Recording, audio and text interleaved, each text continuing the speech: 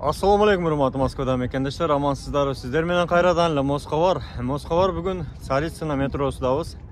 Тугандар, бул жерде бүгүн өзүңүздөргө белгилүү бизде үйлөнүү той болсо ушул Царицына паркына келебиз дайыма. Себеби бул жер өтө кооз, фонтандар иштейт, өтө жакшы жерлер бар. Андыктан негизи эле кыргызымда той болсун, дайыма жакшылык той болсун, короо кой болсун.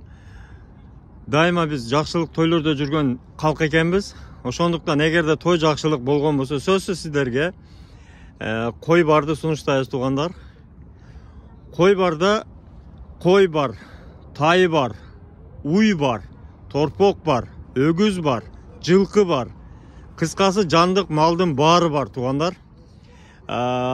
Жигиттер сиздерди каалагандай кылып мүчөлөп, союп, жакшына кылып жиликте берет.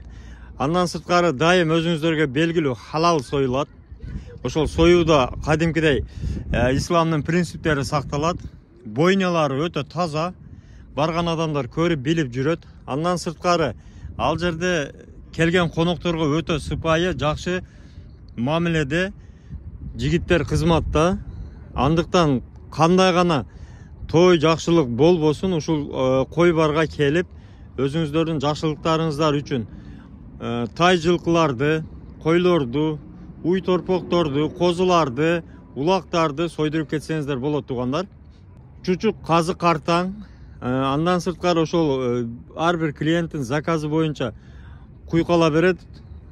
Малдын башын, койдун башын, туяктарыны куйкала берет. Кааласаңыздар ичек чабагындагы жууп тазалап алып кетсеңиздер болот, эгерде каалоочулар болсо.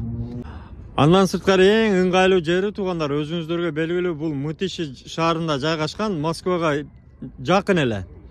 16 километр. Машинеде келгенге өтө удобно. Ошондой эле туугандар, навигаторда, Яндекс картада, Google картада, навигаторда кой бар деп эле салсаңыздар, сөзсүз чыгат. Ошол точканы коюп, адашпастан келсеңиздер болот туугандар. Андыктан экрандагы телефондорго